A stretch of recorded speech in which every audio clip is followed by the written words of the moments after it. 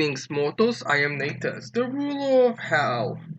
And today we'll be acting on the newest chapter of Four Nights of the Apocalypse, chapter 91, titled Confrontation. And not gonna lie, for a real setup kind of chapter, this is a pretty decent with some very interesting implications for further the story.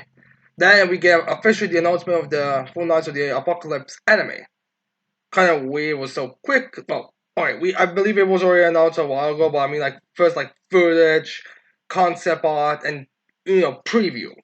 Which I'm surprised, like I knew it was gonna be going to happen, like I would say at the end this year or something, if you asked me. But I wouldn't expect it to be this quickly, especially considering the fact I would assume the season one literally chapter we're gonna end the season one literally happened like a few, I guess, months at most back. Just saying, it's kind of a weird how we are getting this so quickly. I mean, to be fair, I'm assuming that it's gonna be a while before we actually get a proper animation or anything like that. It was literally just a preview, which I think are usually released like months and months in advance before even the trailers get, like the long trailers actually give it out, but still kind of weird. But regardless, let's get into this chapter, the reaction. So we first get a color page where we get all the four knights. It's like very interesting dynamic where we also get their names as we see them all posing a bit. We see Gawain in the middle, in top middle, where she's like kind of this pose, which kind of funny. The fact she has like the most solid weapon of all of them. Well, except maybe Percival. It's up in the air how the sword's gonna go. But she's like the only one here who doesn't have it. With Lancelot as well doesn't have it, but he has like reason why. As then we see Tristan on the left, Lancelot on the right. As we also have Percival in the middle. As we have the narrator saying, "Four knights of prophecy who each shine their own way. Show your brilliance to the world." Not really brilliance. It's most of them are idiots. I mean, Percival and Gawain are practical children. They even are that size. And while Trish and Lancelot aren't idiots, completely, they are more average intelligence, in all honesty. I'm not gonna get over the fact that Lancelot will complain about Tristan doing an idiot move while he's literally trying to put children in the same area as he's gonna broke out. Like, seriously, that was an idiotic move in that movie. But regardless, that's what we get. As then we get to back to the Camelot as we see Ironside's place. As we see Ironside, it was a long day. He's kind of taking a little jug of some good old glass of wine or something. As he's drinking and sitting in his chair, as he sees his son Dordono playing with a cartoonish looking snake and a goofy looking tiger. Not sure if these are the two animals that Arthur gave Ironside. These are just two animals that are there to play with the, I guess, normal citizens. As we just see the donor laughing. As then we see him, a close up of the donor smiling. As then we have Ironside be like, "Yeah, this is the life I want to live." As then we have Ironside getting some flashback talk. Is like, and someone's like, "Ironside, there really is no saving him, is there? My adorable Deodra." And then we see flashback panels as we see Ironside like kind of moving to people in her carriage. As Ironside's like, "No more complaining. I'm going to save you and our son." I guess this is Ironside's wife. And we have her holding Dordoni. As we have Ironside saying, "If we go to the new world, King Arthur made, then you will." As then we cut to a panel, I guess that's supposed to be transportation. And then we see Ironside in this new world. Although I guess this is not exactly like direct because we see now the Ironside in a different position. Well, as being in a different way as he's holding his son. So I guess this is where they are, which is which. Yeah, this is really weird. Where's Percival since this is in Dordone? And if I remember correctly, Vangus, him, I believe in the first chapter it was stated that they betrayed Arthur, so I'm not certain how exactly is going on here. But needless to say, Ironside is Camelot now, and the door is in his hands, and his wife was in the carriage, because I guess they have, well, not carriage, the wagon. I don't know what the name was escaping me for a moment there. As they would have Einstein be like, "This is Camelot. You said it was an illusion, but look, it's real." So I guess they never were in the real Camelot, or this place at least. Maybe first off, they tried to do a normal Camelot, but then it just kind of, he started to see all the problems and all that, and chaos started to take over. So that's why Camelot's now in this weird shape. I'm not exactly certain, but yeah. Needless to say, this is what's going on with first, what's happened there. As they see a baby being goo goo gaga, as then baby starts to cry. As I said, oh, that's not the baby, yeah. As then the one is like, so it's a baby, so you can really expect it. As there we have Iron starting to cry because I guess the baby's finally being healthier. Well, the dawn is finally being healthy. As Ironside's like, "You're so stubborn. You can only cry, can't you? Infants don't know the words to express their feelings. This power for cry is the very form of human being trying to live." So yeah, I guess he's trying to really be dramatic now here, Ironside. He never really took Ironside much of a drama queen, but it's kind of funny how he kind of is now. Also, interesting thing, Ansar doesn't have his car here, so I'm not certain this is like just a inconsistency with Anside's scar. This is before the scar. There we see the Anside's wife's sort of her face. As then Anside's like, this can't possibly be an illusion. So please watch over us. As I'll raise the old for your sake and for mine. As we see Ironside's wife, as it seems like she died or passed away. She didn't make it to that point. As we just see her like this. So yeah, I'm guessing she passed away. Now I'm curious. This is the same wife that was mother woman that gave birth to Percival, because there's a bit weird with Percival and all that, but we'll see if that's the case or not. So, and I also guess that when I was talking about phantasm, so that I guess this confirms that's not the case, because there did was a baby, and then at least it was a wife that he was carrying before he came to Camelot, and now they are there. Granted, you could make a case that it died, but they were like the wagon and everything was thrown away, or the baby was thrown away, and then the baby was still alive. That could be the phantasm. It's still up in the air, but we'll see. As then we cut back to the current timeline, as there's like, "Father, father," as we have the Roger and the snake, and it's kind of moving close to Ironside. As Roger says, "If you fall asleep here, you catch a cold." As Ironside like, "Oh yeah, you're right. Son, I'm on holy night. I am not gonna catch a cold in a relatively normal temperature. This is literally like catching a cold during summer while the sun is constantly shining. Or in this case, it would be the hands constantly shining, but who cares?" Is there the Roger is telling Ironside, "Going back to Britannia today?" So yeah, I guess Ironside's new mission, like I even before getting proper reward, this is all happening the same day, for God's sakes, is not even a reward, just like, go back to your job. Which kinda sucks to Ironside. Like, alright, again, I'm really curious about the number of the nines at Sir Alpha, because I really do feel like Ironside could take a break for now and then go on another mission. Or maybe Ironside's just someone who takes many missions at once or something. I'm not certain. Like, it seemed to be rather lax, especially with what Palgat was doing in the Dark Talisman arc. Is there we have answer time? Yes, I have a mission. Again, I do want to know what that new mission is, since again, like, there's nothing really there. Like, honestly, going to Bhutan at this point could just be putting your knights in danger, which to be fair, Inside is one of the stronger ones, so it's not really that big of an issue. But still, like, what kind of mission would he need in Britannia of all things? Is there answer tell Georgia, it's a scary world out there, full of danger. Yeah, which is why you shouldn't be going there immediately after Britannia has been attacked. As there points out, so don't think of going out there, you hear? So yeah, I guess Inside's more telling him not to go there because, you could be in danger. Although I do want to know who's babysitting the Oldra, considering how he's not supposed to be all that healthy and even able to walk. Maybe Palgod's watching over him or something, which would explain their relationship, but still, like, who is watching over the Oldra? Because I don't really think those two animals are the best people.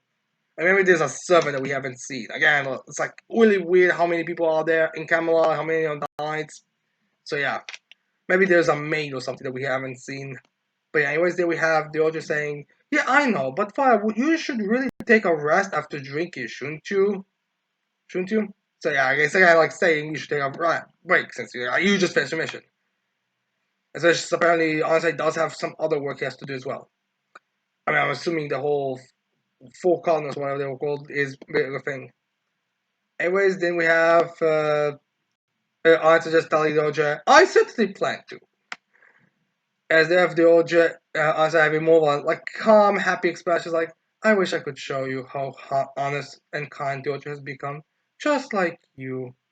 He's definitely thinking of his mother, as then we see Deodre with a smile. Which, considering the fact we haven't seen Onside's wife's face exactly, and this is, you know, and the similar hair, that's gonna make me wonder if it wasn't so much that one survived and the other one just passed away. If it's more like the two of them, whatever life they had, was just kind of fused into one being. I just curious thing. I mean, Kansas has been all over the place, so it's weird the fact that the old Dre doesn't have any kind of malicious monstrosity coming out from him, but it's still kind of curious if there's gonna be something to do with that. Like, if that's kind of more fusion. Anyways, then we cut to a weird transportation portal. Not sure why this one's the way it is. It's go anyways was Insta, but I guess every place has to have a different place, especially as they are going to the throne room. As they have Arthur for standing in front of them, Mela and Gawain, as he's trying to talk to Guinevere, as he says, Princess Guinevere of Cameliard. My god, our names, kingdoms' names are similar. These are but still, I feel like it's kind of weird. As then we see Arthur saying, "First, please allow me to apologize for bringing you into my country by force." Also, so Arthur still has his uh, prosthetic prosthetic arm on. Kind of weird. I thought he would remove it when he was back in Camelot, but I guess he just now wants to keep it since he had it beforehand. As if going to be kind of going old Tsunami on him, but not really. It's just like, apologize, don't make me laugh. Spare me from telling me anything you think of the spur of the moment. As then Arthur starts to laugh, like, aren't you being a little disrespectful towards the king of the entire country? What? As they would have just tell him, why shouldn't I be? I don't even think of you as a king. So yeah, that's I guess the situation going on there. Now I do wonder if, because of Guinevere's powers and the law and kind of everything being up in the air, it does kind of make you wonder if she says that she doesn't see him because after this or whenever Arthur be back to the way he was or whatever's going on, she'll start seeing there'll be more best friends again, be kind of unnecessary. But I don't really know. It's kind of just up in the air. It's very difficult to know a character who's apparently seen everything up to their death to really judge if they how things are gonna play out. Anyways, then we have Arthur also saying to I guess he's trying to have a bit of a banter with her. It's like, so why do you call me King Arthur then?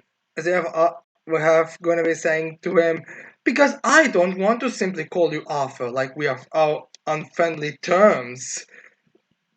My guess is that since the previous timeline doesn't seem to be affected by anything that she says, or at least the person doesn't have, the way that she's doing it right now, she probably doesn't want to try to skip it too much or something.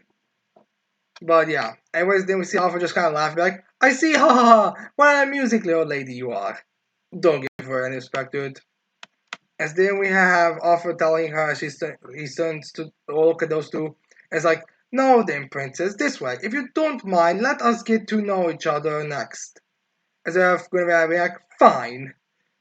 As then we have like this weird kind of.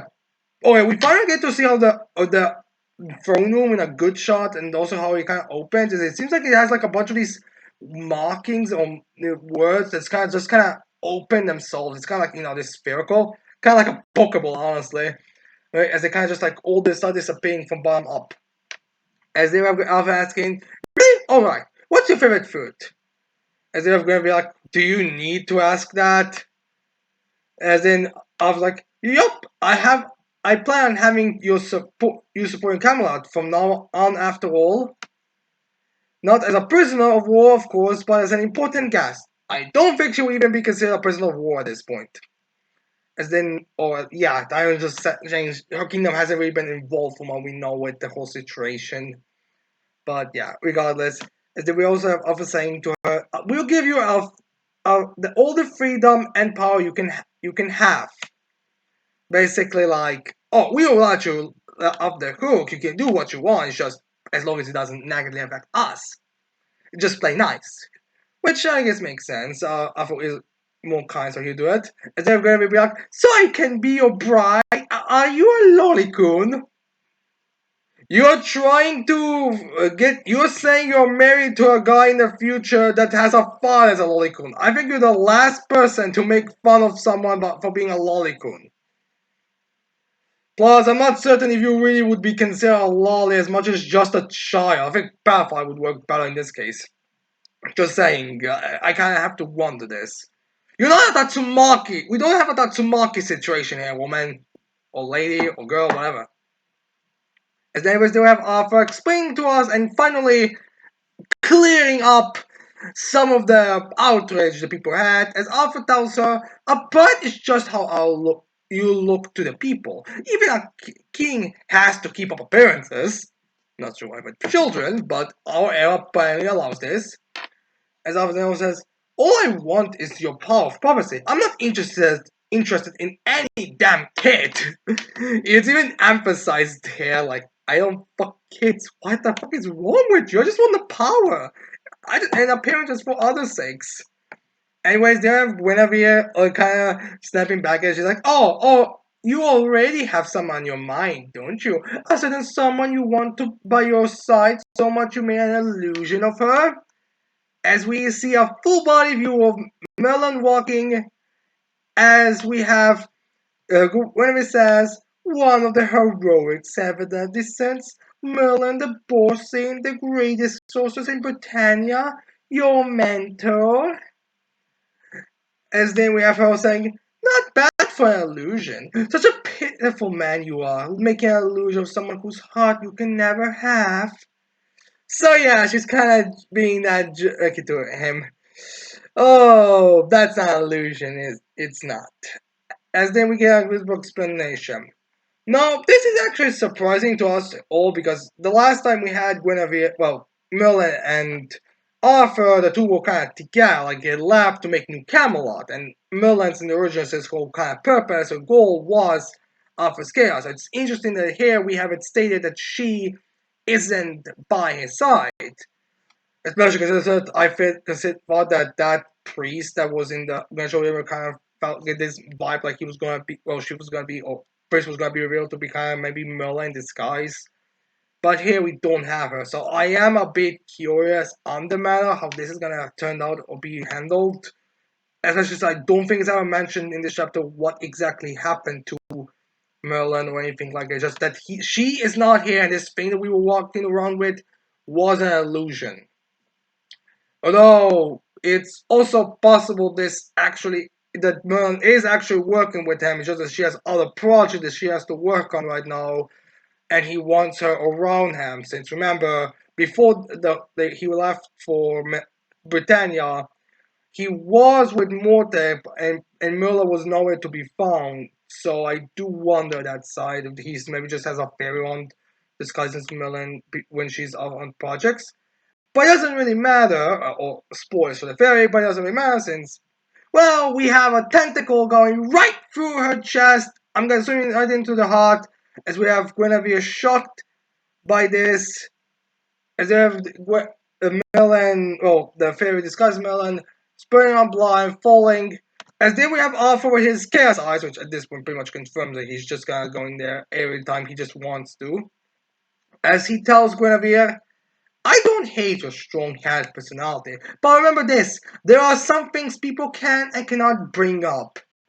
And I really like the fact that Arthur tells this so calmly, because a lot of problems sometimes that writers have is that whenever they want to have a character like kind of be snarky with the villain, they make it either so over the top that it's kind of difficult to take the villain seriously, or they make his reaction be so over the top pathetic that it's kind of takes away the tension.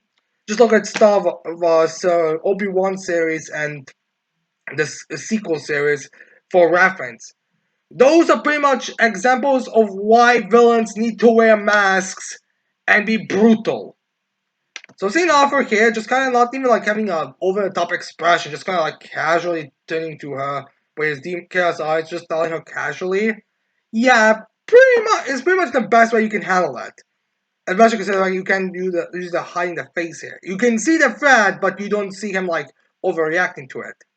Anyways, then we see this weird Cthulhu human fusion creature just continuously poking at the fair disguised Merlin as we see the body fall down. And it's literally the way it's presented, it literally looks like it's not just pointing it down, but it's like having so many of them coming at it that it's literally forcing it to go down chest first. Not even a crumble, just like force it down.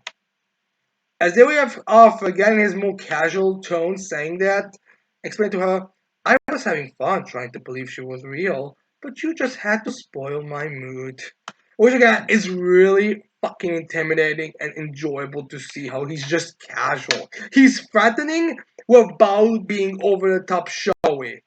Is there going to be scared? I guess this is the part that she wasn't certain. Like, she knew it was illusion, but she wasn't certain it was what it was. And then she looks down at it and she sees like Merlin's all filled with holes and bleeding. As the illusion dissipates, to reveal it was just some fairy.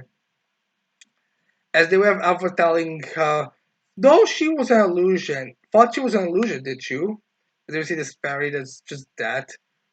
As they see this weird thing going there to grab it over the fairy. As Alpha explains, illusions are boring just because you can't feel them, you know? That was just a fairy. I was holding captive. As if we have this fairy be eaten by this creature, like it just gets stuffed in, and the guy like grabbing its legs to get put it more in, just devouring it. So yeah, which I do actually have to wonder if Arthur at nights is just like bringing my fairy prisoner, transform it to Merlin, and then you know. I mean, just saying. He says specifically that there's no point of them by if he can't touch them. So I do have to wonder what he does that will require them to be touched or stuff like that. But anyways, then we're going to be kind of getting serious now. I guess it's alright. Time for the snappy talk is going away. Time to get serious. As they have Guinevere telling Arthur, the day will come when you will realize, King Arthur, you want to use my kaleidoscope to make Britannia your own, but it's not going to be that convenient. But you know, the way Granny talks, I do have to wonder how did in her vision of the future Arthur use her? Like, legitimately speaking, if he, let's say, believed or not and just said, "Okay, fuck it," what would it change anything? Or was she just locked up in a tower, not doing anything? Like, I really do want to know how her vision of things playing out have went to. As there we have Arthur just kind of being like pretty much the fan base, everyone reacting to it is like as he's walking to his throne, and he tells her, "How is it not convenient? If I can see the future, then I can cheat any fate and claim victory. Am I wrong?" Pretty much why future sight is the most BS thing you could possibly have and the biggest problem in every story. Instead of Guinevere telling him seriously, if you defy fate, you'll end up paying an even greater price. Do you know what that means? Well, not really. I mean, this is a really vague term. Is this supposed to imply that the consequences could be bigger, like you do, like what Alpha's gonna do in this chapter, or is it just gonna be something supernatural, like something's gonna push that's gonna change to things to play out even worse for you? Because again, there is kind of difficult to say what exactly it's supposed to refer to, or like there's gonna be a worse future kind of deal. Anyways, then we have Arthur just sitting on his throne. It's like this kind of between his original personality and Chaos personality, as he tells her that I will hesitate if you persecute pursued me with something like that. More importantly, Guinevere, show me what this kaleidoscope power of yours can do right now. I think you know this, but no lies, okay? As then we have Guinevere just telling him, very well, then I'll tell you one thing that will happen very soon.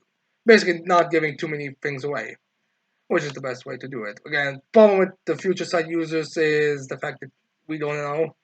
So, anyways, we have its start explanation. We have Guinevere saying.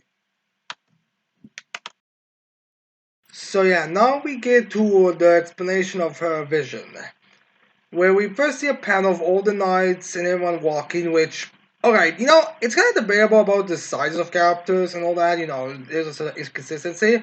But if this is supposed to be one-to-one scale, I can actually see why Isolde had a problem with being big. Like, she is literally. Okay, one thing, Annie's on her horse, and Isola is bigger than those two combined, which to be fair, doesn't really say much because I do believe, because by looks of it, that Savat does have very small legs, but still. She's like big, for a whole head bigger than those two. But then we have Tristan and his horse, which remember are both normal sized, as we have her just barely two heads smaller than that. So Tristan on his horse is two heads smaller than Isolde. Walking. I mean, Jesus Christ, I didn't realize how big Isolde was. I mean, because of Gawain's big form, but still, like, those two are extremely big 16-year-olds. No wonder people they had issues with that size, well, except Gawain, who was using it to get women, but besides the point. Anyways, let's get into Guinevere's vision. Lens, no, 10 people, the 4 Knights of the Apocalypse, while she really has favoritism towards her future husband, and their companions will leave Lyones 2 days after I disappear, searching for a way to cross over into Camelot. They will aim for Delmeria, where the highway runs north, south, east, and west. Along the way, they will spend the night at Walneck. Okay. So yeah, I guess it's the reason why they're going there is because this is gonna be like their place where they're gonna separate because it goes different directions. They will see Gog Magog, with the inn where they will stay during the Walneck's annual festival of the dead only has 3-person rooms and a single 2-person's room. I guess that is what they're gonna be using. Basically, there's like weird kind of panel which we see like this character who's I guess supposed to be Gogmak, kind of being weirdly shaped like above the whole city town. I'm guessing there's this shape of the thing below Gogmak is supposed to be the tavern and the inn and all that. And for the Festival of the Dead, I guess it's just supposed to be some world building. That's pretty much it. And to make the air a bit more spicy. I do wonder if that has something to do with Melascula, considering the thing of that. Not bring her back. I pretty much abandoned the idea that they're gonna do anything. The company's gonna do anything with Melascula, but I do wonder if there's gonna be some kind of like inaction because that's what Melascula did. When she come back, like she used the dad and all. Then we have every time how they go, it's like the 3 girls will share a single room. I don't know how that's gonna go, considering the fact Gawain wants to be with women, and Stolder especially, so I don't know, unless it is gonna be a Mineta situation whenever they're sleeping together, well, whenever classes are out in the same area, I don't see how that's gonna be a wise idea.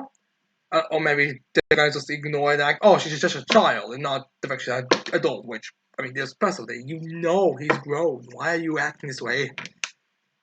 As there we have her, we're saying, well, the rest will decide through rock paper scissors. From there, Lancelot will be the sole loser and stay in the 2-person room by himself.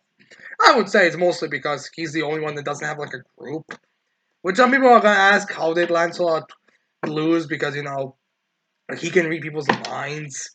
It was probably a touch, and especially since what we're gonna get in the next panel is then we see 2 of Arthur's knights there, as we have where we're saying 2 of your lackeys, Macduff and Tenyanich, are there. They will promptly promote as the president of 4 knights and their companions and plan to assassinate them. However, Lancelot alone will see through them and rout them out.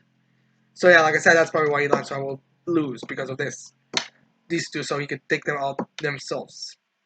Although I do have to wonder how the fuck did Lancelot not manage to capture either 2 of them because it says wrote them out. So it's kind of weird that she's gonna say it that way.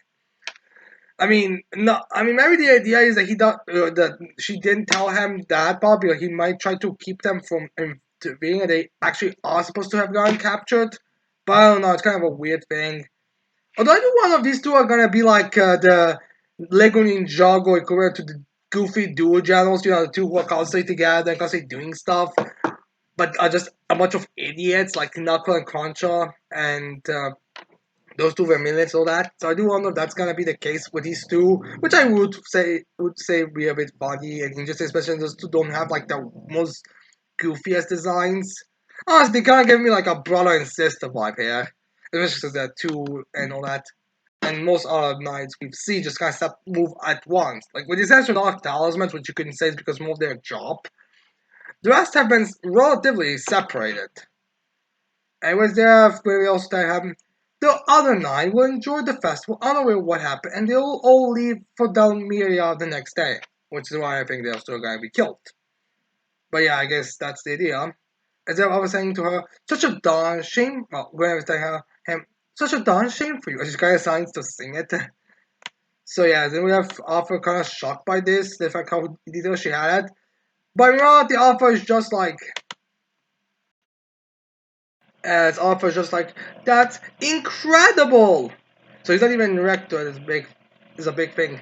And then we're going to it's like, as Alpha says to her, your kaleidoscope is so that specific? As Alpha says to him, not always, most of the time it comes to me in pieces, all I do is dream about it. Basically, whatever the plot says, so I can see it really, well, other times gonna be fake as all hell. So then we have Alpha just be like, just kind of look it up, and like, can you hear me alone there? It's like, what is he doing? And then we have Alpha telling her alone there in his demon eyes, is like, if there are any personnel near Walneck, let them head straight there.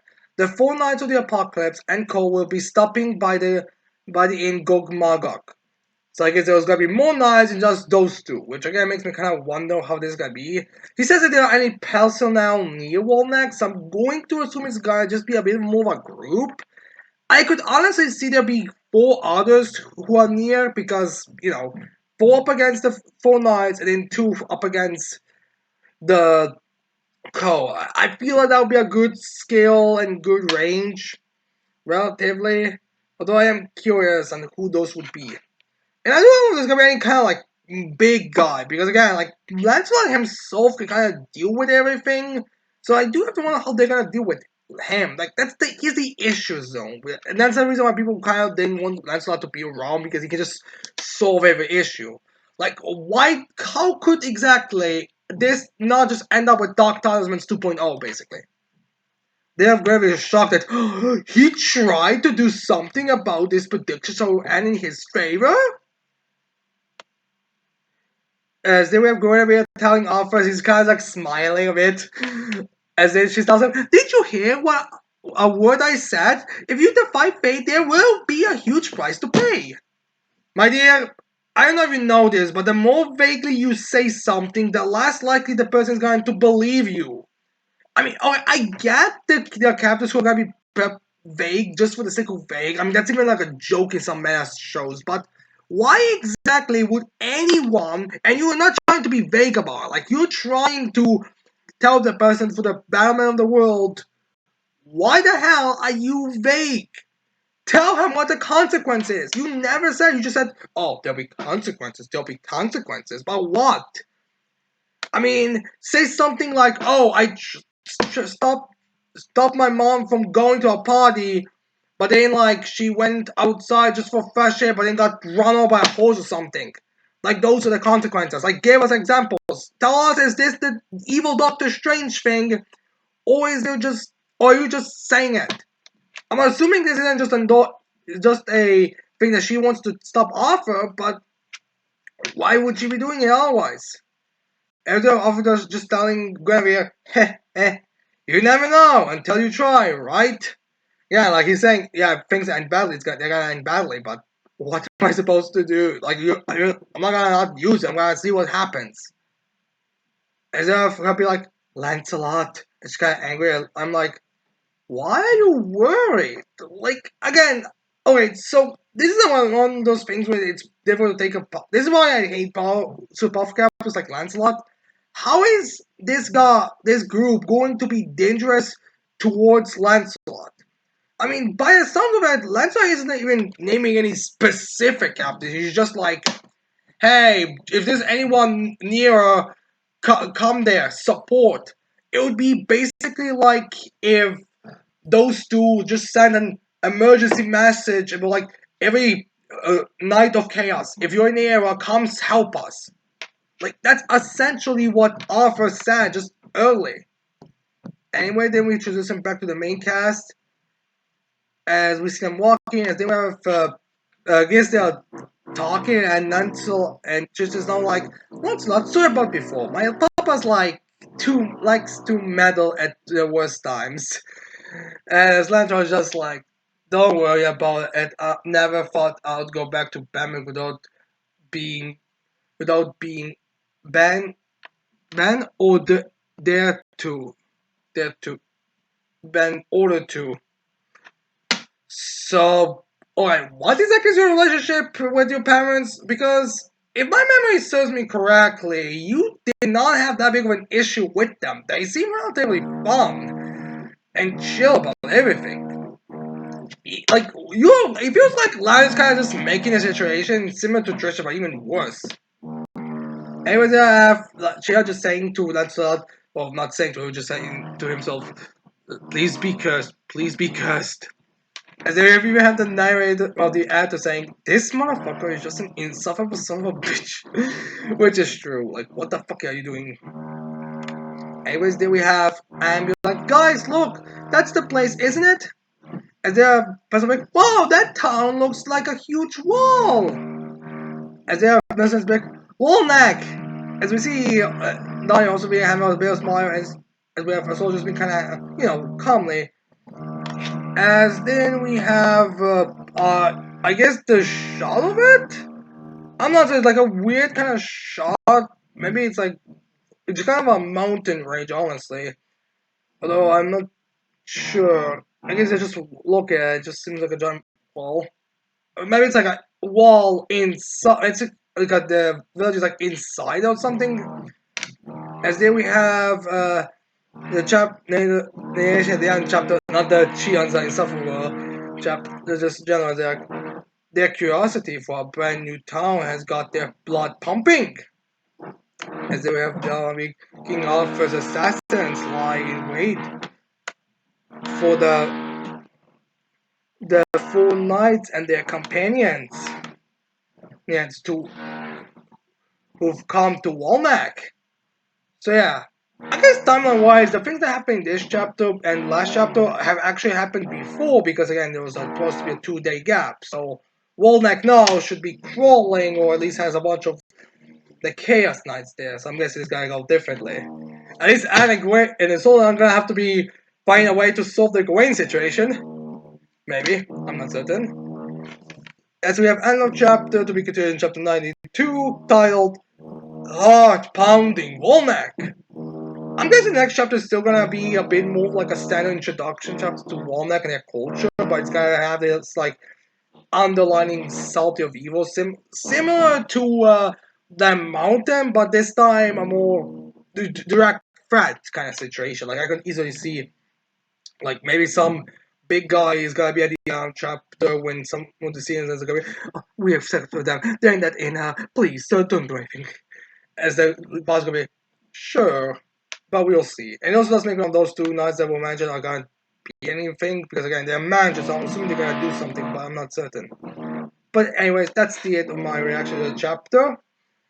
Uh, I I hope you like this chapter reaction. I hope you leave your thoughts in this chapter in the comments below. Don't forget to leave a like, subscribe to the channel for more videos in the future. And with that said, I cannot wait to see all of you people next time. Goodbye.